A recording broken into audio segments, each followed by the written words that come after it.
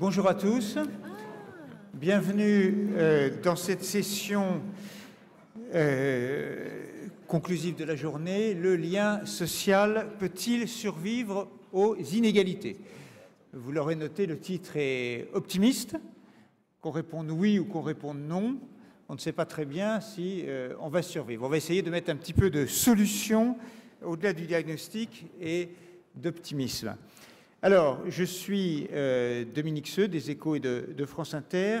Autour, avec moi, Geoffroy Roux de Bézieux, donc patron du MEDEF, président du MEDEF, multi-entrepreneur. Il a créé une dizaine, j'imagine, d'entreprises. Les plus anciennes, The Fun House, Virgin, un fonds d'investissement aujourd'hui.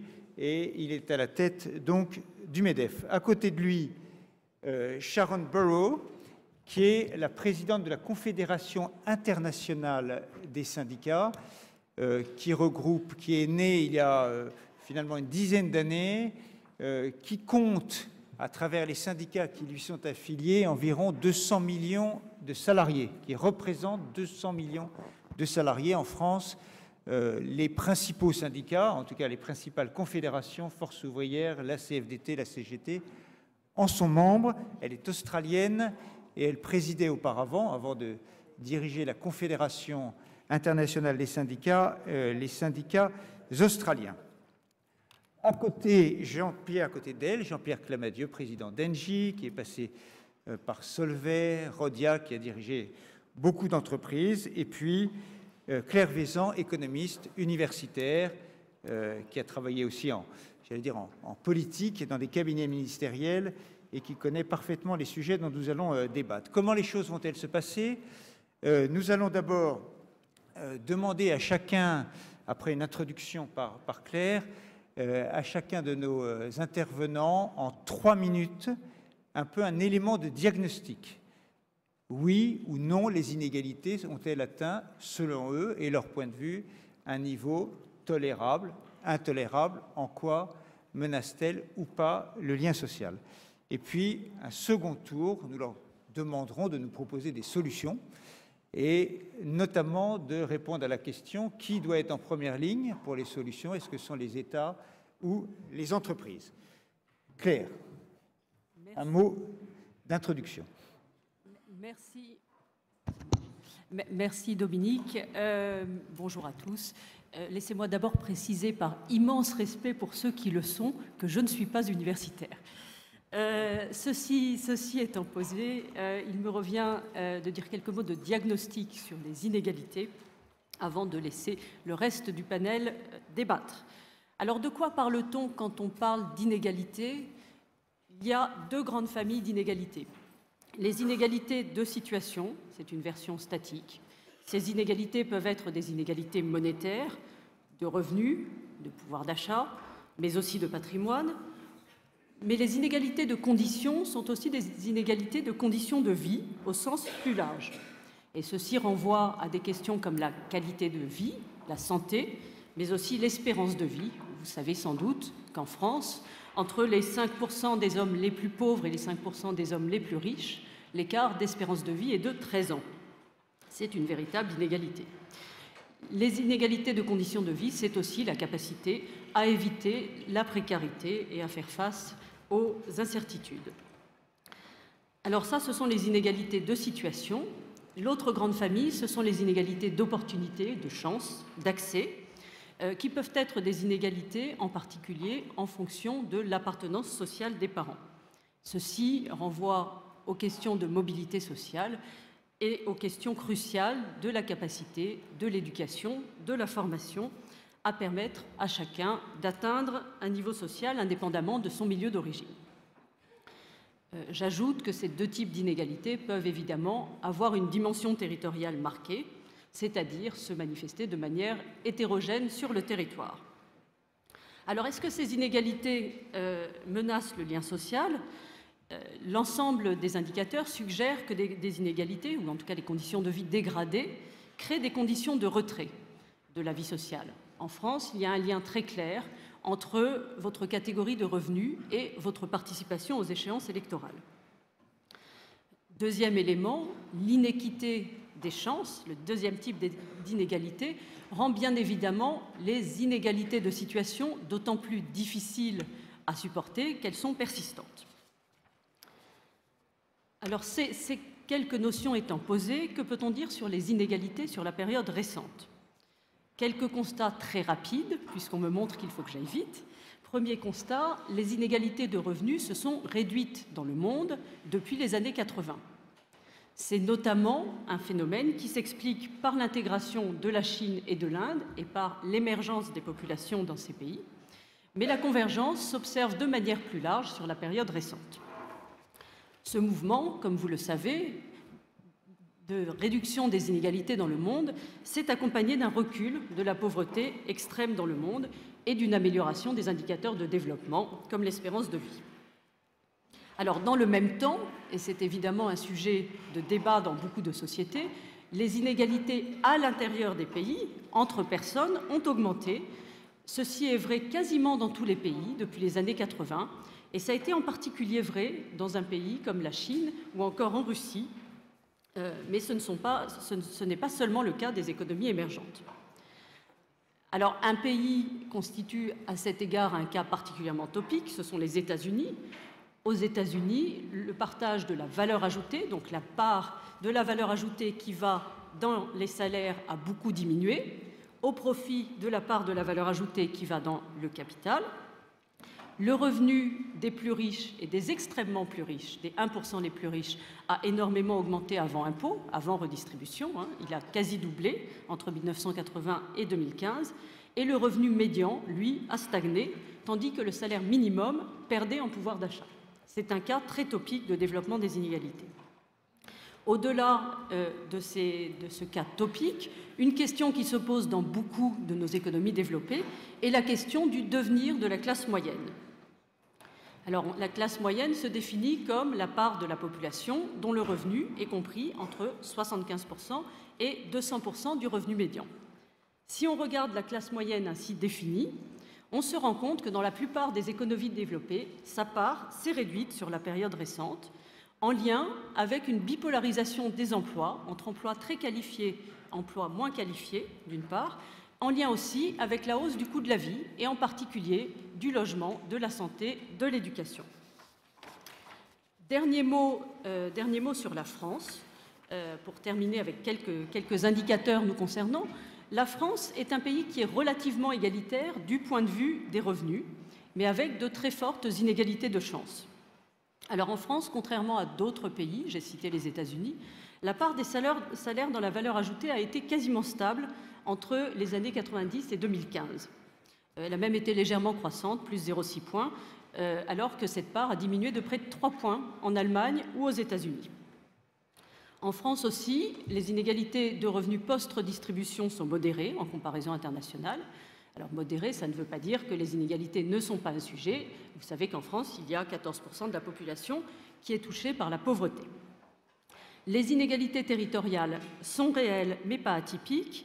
En revanche, ce qui caractérise vraiment la France, et je terminerai là, c'est, comme je l'ai dit, la question des inégalités de chance. Lorsque vous comparez la France aux autres pays de l'OCDE, nous sommes un des pires pays pour le lien entre l'origine sociale des parents et les performances scolaires des enfants.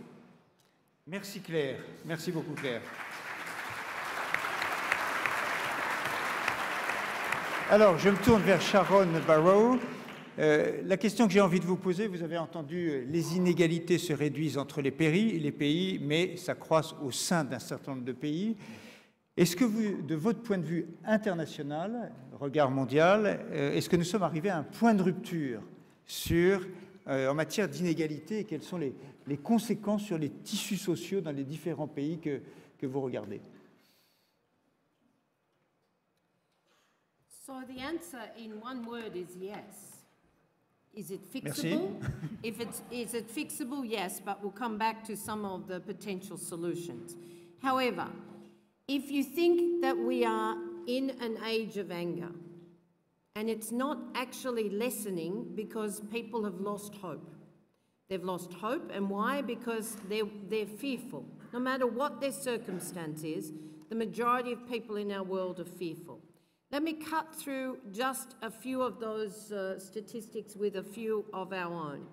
One, despite the world being 3 times richer in the last 20 years, if you look at GDP and the growth of global wealth, and no one can deny that we've created wealth with the model of globalisation. But world leaders will tell you they've lifted amazing numbers out of poverty by a benchmark that's, in our words, crap, yes, but more people go to bed hungry than the numbers who claim to have been lifted out of poverty. We've got the statistics for that, we can show you. So those people are not going to thank you for saying suddenly their world is okay, why are they distressed? Indeed, if you look at the labour income share, it's slumped. Indeed, despite the macro figures of shifting countries more to a convergence, we have seen a machete taken to the social contract since the 80s. There are tensions in Europe, but it's mostly been outside of Europe. And I walk the global supply chains, and this model of economy, not all employers, can I say, actually condone this. The ones on my right and left, certainly global framework agreements, unions working together with employers to clean up the dehumanising exploitation. You know, I sit and listen to workers in supply chains all around the world, and if I told you what happens to the people who try to organise them, you know, where they can lose their lives at the extreme but be beaten up and so on, you would be shocked, but it's there. And then, of course, if you have a global labour share, a slumping global income share for working people, then what does that look like? Well, 84% of people tell you the minimum wage is not enough to live on. That's a global figure, all countries. And indeed, 60% of people, even those in the middle classes, when they join with that number, will tell you they're living on the edge, that the biggest stress in their lives every fortnight or month, whatever the paycheck is being able to make ends meet. That's why people are losing trust. But I wanted to say that, you know, we have to face a reality where people no longer feel that their children and their grandchildren will have a better world unless things change. And I'll leave you with one country, and that's India. I was there for the strike a few months ago, biggest strike in the world. They claimed 200 million, who cares? It was enormous. But it wasn't just trade unions, it was informal workers, farmers, young people, and the anger was palpable. It was just palpable because they don't feel like, despite the rising tide of income in India, that they have anything like the capacity. And my final suggestion to chew on is that, in fact, formal employment is breaking down. The ILO statistics show us up to 60% now of work is informal. No rights, no minimum wage, no rule of law, and it includes the new platform businesses where employers are simply dodging their employment responsibilities. Merci beaucoup. Merci. Je retiens évidemment un tableau sombre, alors qui est différent en France, mais en tout cas qui au niveau mondial est dans votre bouche très sombre et intéressant. Alors je ne sais pas si on va passer la parole à la défense, peut-être, Geoffroy Roux de Bézieux. Quel diagnostic, est-ce que vous partagez ce diagnostic sur la pression, la montée des inégalités qui met en péril nos sociétés? Et au fond, la question qui vous est posée, c'est quelle est la responsabilité du système économique dans lequel nous vivons depuis maintenant une trentaine d'années? Est-elle engagée et jusqu'où? Alors, au risque de surprendre certains d'entre vous, je ferai la même réponse que ma voisine, peut-être avec des commentaires un peu différents, pour dire que oui, nous sommes probablement dans un point de rupture. Claire Vaison a très bien montré qu'au fond, les chiffres de croissance d'inégalité sont assez difficiles à exploiter, puisque globalement, la globalisation, la mondialisation a sorti des centaines de millions de gens de la pauvreté, mais en même temps a accru des inégalités de manière très différente suivant les pays. La France étant un pays où effectivement le niveau d'inégalité est stable. Et au fond, ce que ça démontre, c'est qu'il n'y a pas de valeur absolue de l'inégalité. Vous connaissez probablement le coefficient de Gini, qui est le coefficient qui, alors c'est pas la boisson sucrée, c'est un économiste italien qui calcule le rapport du revenu entre les 10% les plus riches et les 10% les moins riches. Et on voit bien que le même coefficient de Gini crée des réactions très différentes en fonction des pays. Je vous cite juste un chiffre. En France, 78% des Français ont l'impression de vivre dans une société inégale, alors que c'est le cas simplement de 57% des Américains. Et pour autant, toutes les statistiques montrent que la société la plus inégalitaire est bien celle des États-Unis. C'est pourtant celle où, à tort ou à raison, c'est vécu différemment.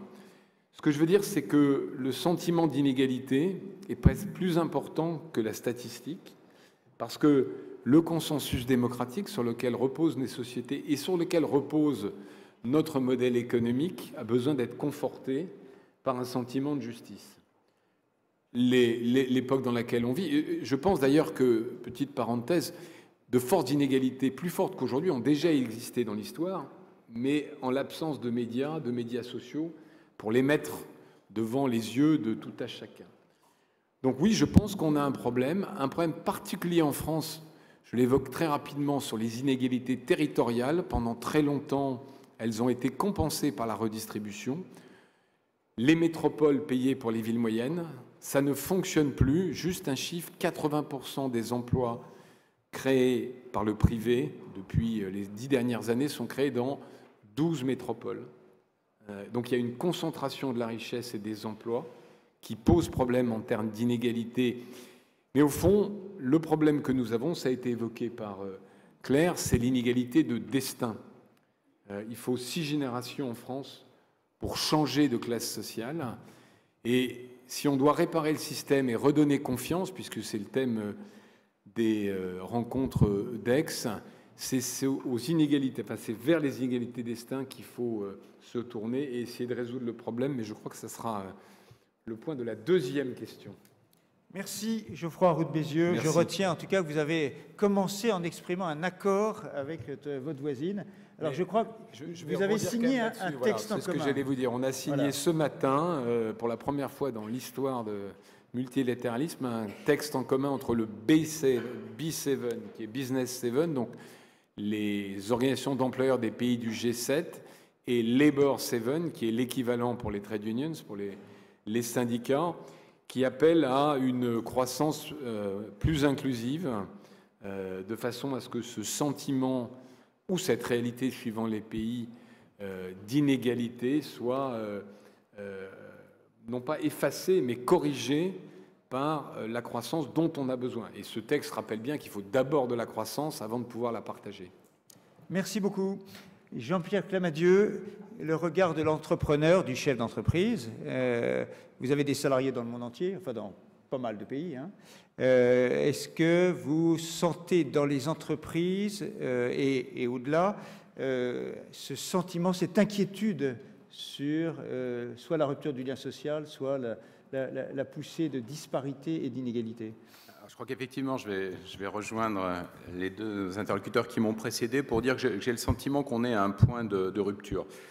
Quand je regarde la question qui nous est posée, le lien social peut-il survivre aux inégalités, j'ai envie de le regarder sous deux aspects. Dans l'entreprise, est-ce que le lien social dans l'entreprise peut être mis en question du fait de ces situations?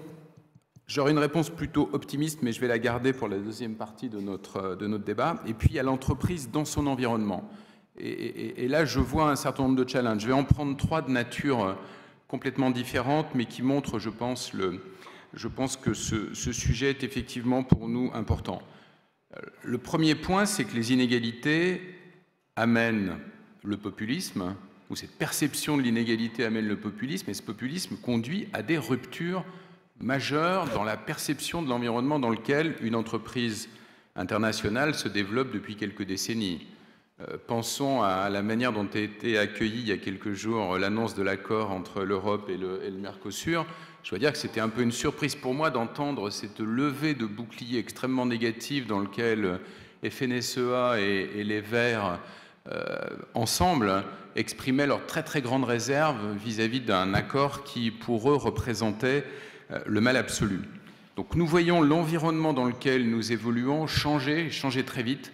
Et ça, c'est vraiment un élément de risque. Et je suis bien persuadé, je reviendrai d'ailleurs tout à l'heure en parlant de l'urgence climatique, dans mon troisième point, je suis bien persuadé que le monde change et qu'il faut que les accords internationaux, la manière dont nous organisons le commerce international évolue.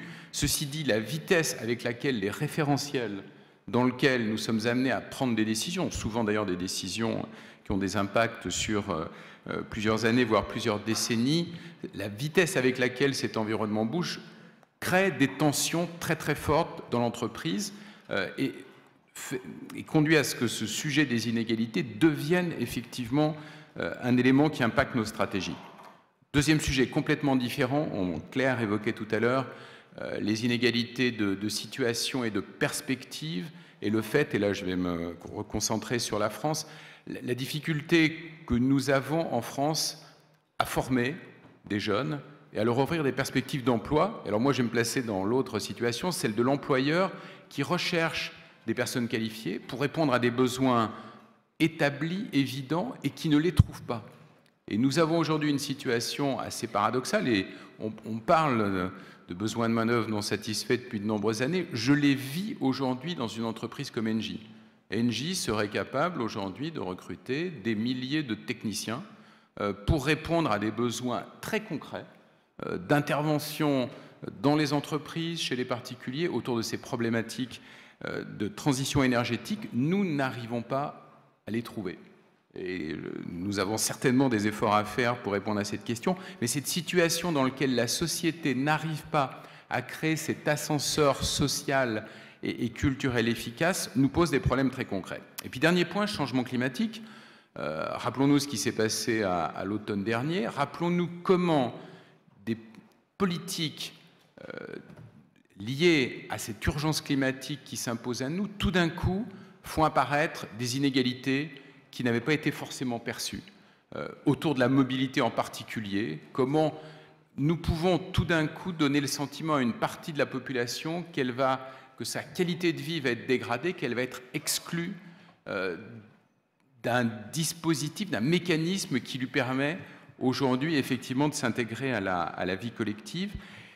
Je suis intimement persuadé que ces politiques de lutte contre le changement climatique vont devenir des drivers essentiels de nos économies pour les prochaines décennies. Nous devons les penser en ayant en tête ce sujet des inégalités, à défaut de quoi nous créons des tensions sociales extrêmement fortes. Donc oui, je pense que nous avons effectivement raison de nous poser ce soir cette question autour de l'effet des inégalités sur le lien social. Merci Jean-Pierre Clamadieu. Alors maintenant, on a eu la partie la plus facile. La partie la plus facile, c'est celle du diagnostic. Vous êtes tous les trois d'accord. Bon, ici c'est un point, je pense, marquant. Sharon Burrow, quelles sont évidemment, et j'imagine que le débat va être plus vif entre vous trois, les solutions? Est-ce que c'est à l'État d'intervenir? Est-ce que c'est le système économique dans son ensemble qu'il faut revoir? Et jusqu'où? Quels peuvent être le rôle des corps intermédiaires? On sait, en tout cas, dans une partie des pays occidentaux qui sont plus faibles qu'autrefois, et c'est le cas en France sans aucun doute. Quelle est la responsabilité et le rôle de chacun? Well, I'm an optimist, and I think the future's in our hands. Governments have a role, yes, but it's in the hands of employers and workers and civil society, depending on the frame. And if you think about the historic moment we're in, for those of you who know a little bit about labour history, then 100 years ago this year, the devastation of World War I, economic and social devastation, gave birth to the Treaty of Versailles, and then out of that, the ILO. Employers, workers and governments said, we need to recognise that we need a social floor, we need to give people back security and hope, and the concepts of social justice were born in the ILO Constitution. 1944, Great Depression, total devastation for the Western world, not so much, I'm looking at a great friend of mine, Ngozi, for a world that's missed out in every century, and that is the developing world, and particularly Africa. But then again, the Declaration of Philadelphia, read it. It's not very long. It's really poetic, and it says what you need. So we need a new social contract, because this was the embodiment of a social contract, and it served the Western world well for a number of decades. As I said, it started to break down in the 80s, and for the developing world development has really been constrained as a result. But we need a new social or a renewed social contract. And what do we need in it? Just 2 weeks ago, they were brutal negotiations, but at the ILO Centenary Conference, we actually negotiated a declaration for the future of work. And what it says is whether you're an informal worker, a platform worker, a direct employee, casual worker, whatever your work is, while we clean up the employment relationship, every worker has to have the guarantee of a labour protection floor. What's in it? Then it's about fundamental rights, freedom of association, the right to bargain collectively, the right to be free of discrimination and so on. An adequate minimum wage, an evidence-based minimum wage on which you can live with dignity. Occupational health and safety, safety and healthy workplaces, and a maximum hours of work irrespective of employment arrangements. You know now, the world has changed since Convention 1, which was 8 hours rest, work and play, but the concepts haven't, and we can go back to talking about that. That's the floor. Everybody should have it. Beyond that, whether it's national, local or global, I can tell you a few other things we need. We need to strengthen collective bargaining. If we're not sharing prosperity, let's look at how we share it, both in terms of income share, but also universal social protection. That means fair taxation. Let's look at the UN. Let's actually support the UN on their Treaty on Business and Human Rights. The French Vigilance Law, not totally popular with employers, all it is asking people to do the risk analysis like you would financial analysis, work with us to get grievance mechanisms in place to effect remedies so that dehumanising exploitation goes from our model. And then we need just transitions for climate and technological shifts. You cannot accept that climate is something you can put off. We have about 10 years to stabilise the planet and we're way behind time. So for us, it's about not leaving anyone behind, and it's about the social dialogue and the agreements to look after people. Data protection and privacy. The big tech companies are mining your data. You own it. You're not being paid for it. Or your government owns it. You're not being paid for it. Or these companies own it and they're not being paid for it. We don't have any traction on data protection and privacy, and it's a whole other form of inequality. And then, of course, regulation of platform business. Why should these businesses have a social licence to operate? They're registered where they earn money. Hopefully they pay their tax where they earn money. They actually take responsibility for employment contracts and the benefits that go with that. And yet platform businesses, they're a competitive business that competes with the real economy without a social licence to operate. That's just ludicrous. And then, of course, the universal social protection. I just want to conclude by saying there's a woman in the room, Ngozi, who is a hero in Africa but also globally. I work with Isabel Kosher and her and Emmanuel Faber and others with a group of employers who said we need to change. It's called the B team. In Australia that means the second rungers, but it's the business team. And it has a few of us. When they asked me, I said, you know what I do for a living? I make trouble for you. They said, yes. That's why we want you in the mix. And with Ngozi and Mary Robinson and others, we actually drive a vision of the future on 3 principles. Net zero by 2050, and it's coming back fast. Human and labour rights. No argument. Everybody has human and labour rights. And the third one is indeed an end to corruption. And Ngozi leads us on this question amongst others. Merci. Pay your tax. Pay your tax. Don't engage in corrupt practices. Let's run businesses on a clean base. So again, the fair competition floor is there. And then we need the multilateralism that we talked about today. Let's reform multilateralism. We need global trade, but we need a different model in everybody's interest. Finally, can I say, next week this group will look at a new social contract. What does it mean beyond what Labor wants? And I can't be with them, but they're determined to take it on. We all can take it on. Thank you. Merci. Geoffroy Roux de Bézieux, peut-être un focus sur la France. Vous avez évoqué, fait la différence tout à l'heure entre le sentiment d'inégalité qui est fort et la réalité que vous avez décrite, la réalité des inégalités qui vous semble un peu moins forte. quelle est la responsabilité des entreprises? D'abord, vis-à-vis de l'État, vous évoquez l'éducation, mais en matière fiscale, y a-t-il des choses à faire? Quel est le regard que vous portez peut-être sur la politique qui est menée actuellement? Et puis, surtout, quelle est la responsabilité des entreprises que vous représentez aujourd'hui? Alors peut-être commencer par parler un peu de gouvernance mondiale, parce que Sharan a évoqué effectivement les conventions qui sont votées à l'OIT, qui sont des conventions importantes. Effectivement, nous, on souhaite qu'il y ait un socle minimum de protection sociale et de fair competition, à la fois sur le plan des normes, sur le plan de la fiscalité, mais aussi sur le plan social.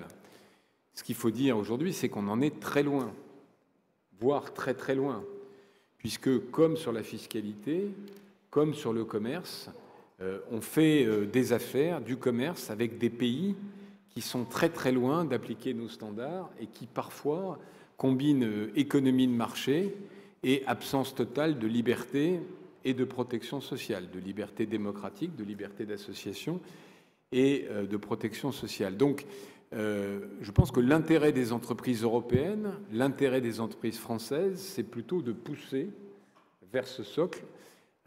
On a vu d'ailleurs ce matin dans nos discussions B7, L7, qu'il peut y avoir un certain consensus là-dessus, mais on en est très loin quand on parle avec des pays émergents, avec la Chine ou avec d'autres pays. Donc ça, c'est un premier point sur lequel...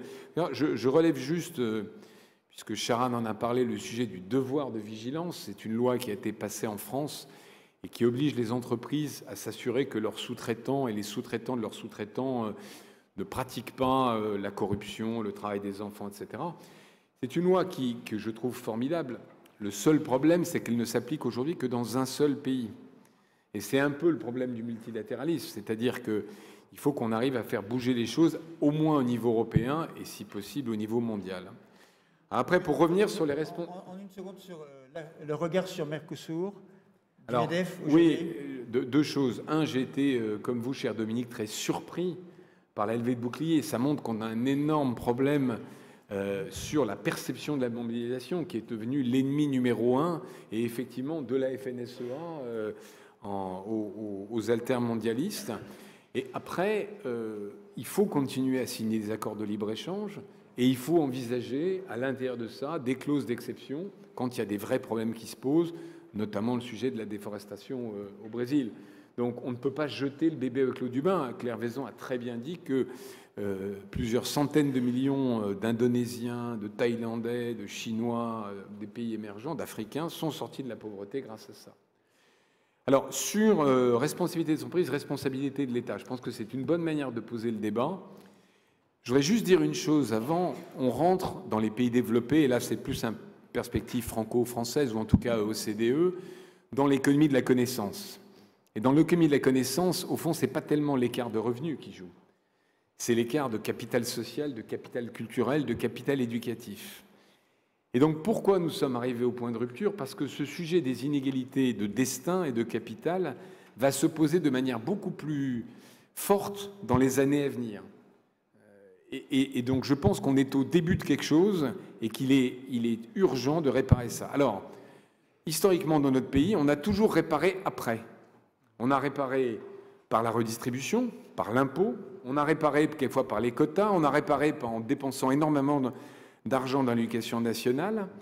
Or, ce dont on s'aperçoit sur le plan de l'éducation, c'est que tout se joue dans la petite enfance. Je ne sais pas si vous connaissez cette statistique, hein. Un enfant d'un milieu défavorisé connaît 1000 mots. Un enfant d'un milieu favorisé en connaît 3000.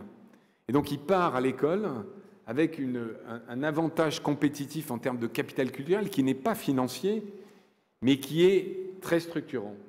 Et c'est pour ça que le rôle de l'État, il est là. Et je crois que ce que fait Jean-Michel Blanquer en investissant beaucoup dans les premières années des élèves me paraît absolument essentiel. Mais ça ne veut pas dire que les entreprises sont exonérées de leurs responsabilités.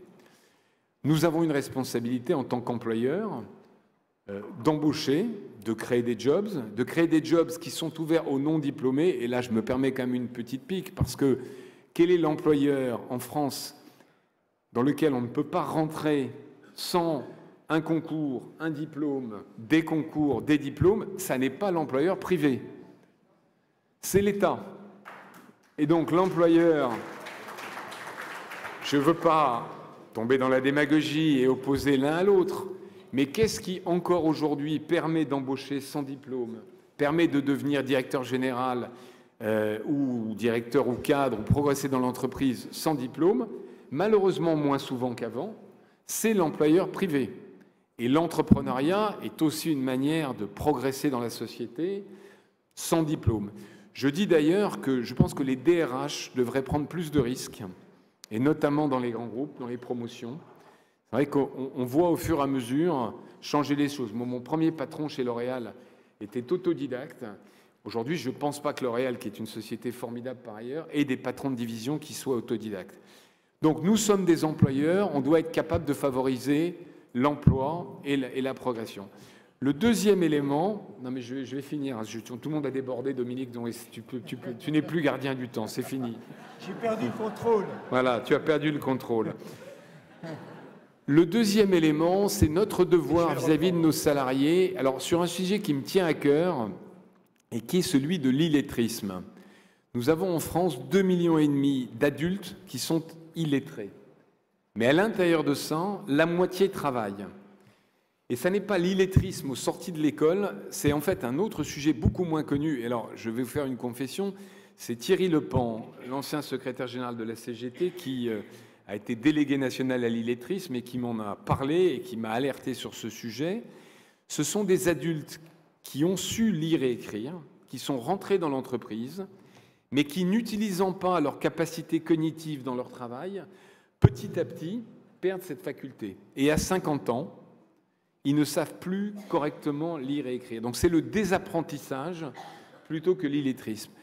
Et là, je pense que nous avons une responsabilité très forte en tant qu'employeur de s'assurer que nous sommes en permanence capables de garder la capacité d'insertion dans la société de nos salariés. On sait très bien, les uns et les autres, que nos salariés ne vont pas rester toute la vie dans le même emploi, qu'à un moment, ils nous quitteront. Et donc, ce moment-là, s'ils ne savent plus correctement lire et écrire, et on parle de millions d'adultes, alors nous avons un problème. Alors, voilà, moi, j'ai un problème. De temps. Maintenant, tout de suite. De temps. Je m'arrête là pour ne pas être trop long. Mais je suis certain que nous allons prendre une ou deux questions après et il y aura une question qui sera posée là-dessus. Certainement. Voilà. Mais voilà, donc responsabilité de l'État, responsabilité des entreprises. Merci, je m'arrête là. Geoffroy, merci beaucoup. Jean-Pierre Clamadieu, l'entreprise. Que peut faire l'entreprise? J'abrège la question aussi. Merci d'abréger la question. Mais j'aurais pu commencer, ou je peux commencer comme Sharon en disant que, 1, je suis optimiste, effectivement, et 2, je suis vraiment convaincu que entreprise, État central d'ailleurs, collectivité, doivent travailler ensemble pour traiter ces sujets. Lien social dans l'entreprise, comment est-ce qu'on est capable de le maintenir dans une entreprise multinationale, dans le contexte qu'on a décrit tout à l'heure? Première chose, la culture. La culture, l'histoire, souvent les histoires, parce que les entreprises aujourd'hui sont le résultat souvent de fusions qui se sont passées au fil du temps.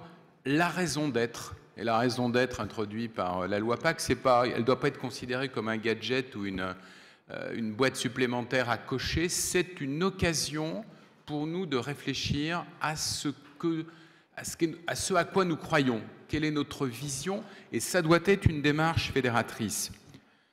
Deuxième outil qui nous permet de renforcer ce lien social, le dialogue social. Je suis intimement persuadé que les outils du dialogue social dont nous disposons aujourd'hui, dans l'environnement français, mais également dans l'environnement international, nous permettent dans l'entreprise de conforter ce lien social parce que la ligne que représentent les organisations représentatives de nos salariés, elle complète ce que la ligne hiérarchique nous permet de faire. Je suis persuadé que le dialogue social est un outil d'efficacité économique, mais il est aussi un outil de cohésion dans l'entreprise. Et 2 exemples très simples que je vais aller chercher dans mon passé de chimiste, puisque j'ai effectivement dirigé pendant 7 ans Solvay. Nous avons, dans le cadre d'un accord mondial avec un syndicat qui participe à la confédération que dirige Sharon, nous avons construit deux outils très originaux. L'un que nous appelions le Global Profit Sharing, qui partait du constat qu'en France, nous avions un système d'intéressement légal qui faisait que nos salariés recevaient une partie des fruits de la performance, mais que ceci n'existait pas au niveau mondial. Et dans le cadre d'un accord d'entreprise, nous avons décidé de créer un tel système mondialement. On n'est pas les seuls à l'avoir fait, on est quelques entreprises à avoir eu ce souci de faire en sorte que nos salariés, où qu'ils soient, puissent bénéficier de la surperformance économique de l'entreprise. Deuxième sujet, des droits sociaux minimaux. Là aussi, on a décidé d'avancer de manière simple et pragmatique, et nous avons signé, il y a 2 ans de cela, chez Solvay, un accord qui fait que sur 4 thèmes, la grossesse, l'invalidité, les situations médicales graves et le décès, tous nos salariés dans le monde bénéficient d'un même socle minimal de bénéfices. C'est quelque chose qui crée de la cohésion, c'est quelque chose qui crée du lien social. J'évoquais tout à l'heure le lien social au sens des collectivités dans lesquelles nous opérons. 2 exemples, il y en aurait bien d'autres, mais qui permettent aux entreprises de contribuer à la force de ce lien social. D'abord, accepter que la valeur ajoutée que nous créons localement, elle soit partagée. Ça veut dire effectivement payer ses impôts, de manière très concrète, ne pas chercher des mécanismes d'optimisation fiscale qui contribuent à vider ou à réduire notre capacité à contribuer dans les pays dans lesquels nous opérons. Ça, c'est une indication que le président d'une grande entreprise peut donner à ses équipes. Oui, bien sûr. C'est une, mais je pense que mes collègues, la directrice financière d'Engie est assise au 2e rang, donc elle l'entend, mais ça veut dire effectivement que payer des impôts... Elle vient de l'apprendre. Non, elle ne vient pas de l'apprendre.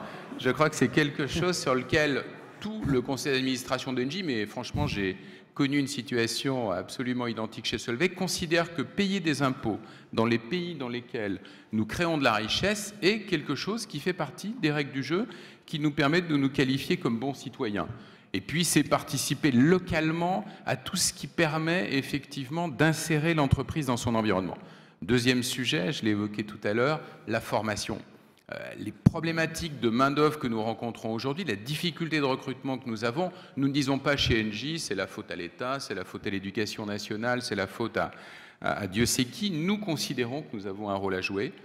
Nous avons pris l'engagement chez Engie de doubler le nombre de personnes en alternance. 10% de nos salariés, 10% de nos effectifs français, 70 000 personnes, seront constitués à très court terme de jeunes en alternance, dans les différentes catégories d'alternance possibles. C'est un engagement très fort, 7 000 personnes. Nous sommes aujourd'hui à un petit peu plus de 3 000, avec l'objectif que la moitié d'entre elles puissent, à la fin de leur alternance, rentrer dans un CDI ou un CDD. Ce sont des opérations très concrètes qui montrent comment nous pouvons contribuer dans les collectivités dans lesquelles nous opérons à créer du lien social. Donc oui, entreprises, État, collectivités et tous les corps intermédiaires, il faut que nous avancions ensemble sur ces sujets. Merci.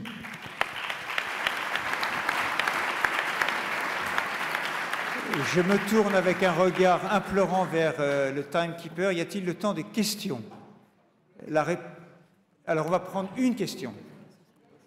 Là, je sens que je vais passer un mauvais quart d'heure après. Une question. Allez, monsieur au 2e rang.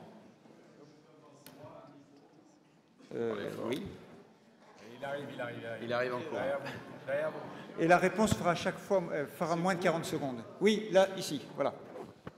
Oui, monsieur, allez-y. Je me réjouis de l'unanimité de ce panel. Apparemment, enfin, vous êtes d'accord pour constater que les inégalités sont arrivées à un point extrême, au point extrême où ils représentent une menace mortelle pour notre démocratie. Si vous le dites, c'est que vous le pensez. Et si vous le pensez, je m'adresse à certains, notamment enfin, à M. Roux de Bézieux. Je crois que, puisqu'on a opposé, enfin, où on a dit, à savoir est-ce que c'est l'État ou est-ce que ce sont les entreprises à faire l'effort, si notre gouvernement est irresponsable, je peux compter peut-être sur vous pour dire à ce gouvernement-là que tout ce qu'ils vous ont donné depuis des années, c'est trop. Et il faudrait peut-être leur rendre une partie. Je pense tout simplement le CICE qui a été doublé cette année. Au moins, ayez la pudeur, puisque vous êtes pour la justice, de demander effectivement à rétablir effectivement ce CICE. On a entendu votre question. Au moins rendre les 20 milliards. Imaginons ce qu'on peut faire, 20 milliards, pour lutter contre les inégalités. Une réponse ou pas? Oui, bien sûr, je vais faire une réponse. Alors d'abord, je pense que vous confondez deux choses, c'est-à-dire il y a les inégalités individuelles, mais le CICE, c'est une baisse de charge sur les entreprises, donc ça n'a strictement rien à voir. Bon, deuxième chose, force est de constater, ça c'est pas moi qui le dis, c'est que la France est le pays qui prélève le plus d'impôts. Pas assez peut-être, parce qu'on peut toujours prélever plus d'impôts, vous avez raison. Mais en tout cas, si se compare internationalement, c'est celui qui, ça c'est un fait que vous ne pouvez pas nier. Après, juste un mot sur le CICE, sans esprit de polémique. Entre le 1er janvier 2014 et le 31 décembre 2018, les entreprises privées ont créé 800 000 emplois. Je ne suis pas en train de vous dire, pardon, c'est mon tour de parler, je vous ai entendu avec beaucoup d'intérêt. Je ne suis pas en train de vous dire que c'est uniquement lié au CICE, parce que l'économie, c'est multifactoriel, comme chacun le sait. Mais malgré tout, baisser les charges des entreprises, en général, ça crée de l'emploi. Et je vais terminer par citer un grand social-démocrate que vous connaissez, Helmut Schmidt, qui disait « Les profits d'aujourd'hui sont les investissements de demain et les emplois d'après-demain, nous sommes après-demain ». Merci à vous. On est un certain nombre, cher monsieur. Ce débat et bonne soirée.